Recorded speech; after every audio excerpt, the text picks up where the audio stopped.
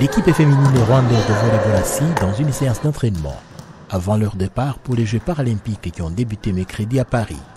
Cette équipe est la seule africaine dans cette discipline, une réalisation acquise au prix de beaucoup d'efforts.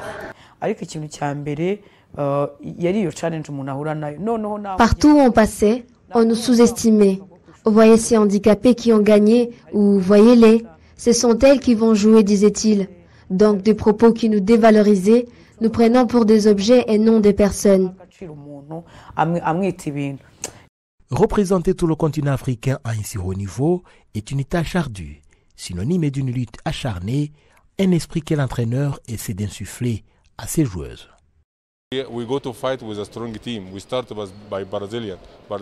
Nous allons affronter des équipes fortes, à commencer par le Brésil, la première équipe au monde, le Canada deuxième. La Slovénie n'est pas de même calibre, mais c'est aussi une forte équipe expérimentée. Mais nos joueuses très jeunes ont la chance de travailler pour obtenir de bons résultats. Je dis souvent à mon équipe que nous n'y allons pas pour nous amuser, mais pour gagner et que nous devons lutter pour ça. Confiante en elle-même, les joueuses de l'équipe rwandaise affichent une grande ambition d'aller le plus loin possible dans cette compétition. Nous sommes bien confiantes. Nous savons que nous allons représenter notre pays. Nous devons aussi beaucoup travailler pour l'honneur de notre continent dans les concerts de nations.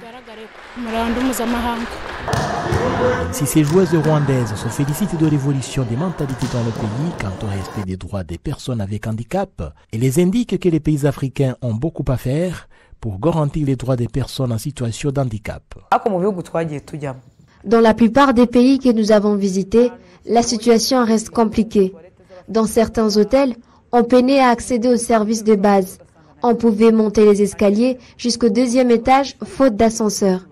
Je demanderai aux pays africains de valoriser des personnes en situation de handicap et de comprendre qu'elles ont droit à tous les services comme tout le monde. Qu'ils comprennent que les personnes avec handicap ne peuvent pas accéder aux services dont ils ont besoin si les barrières ne sont pas supprimées. Elles doivent être considérées comme les autres citoyens et jouir des mêmes droits. C'est pour la troisième fois que l'équipe rwandaise de volleyball assis participe aux Jeux paralympiques. Jusqu'ici, aucune équipe africaine n'a réussi à décrocher une médaille dans cette compétition. Jean Damascene Manishimwe pour VOA Afrique, Kigali.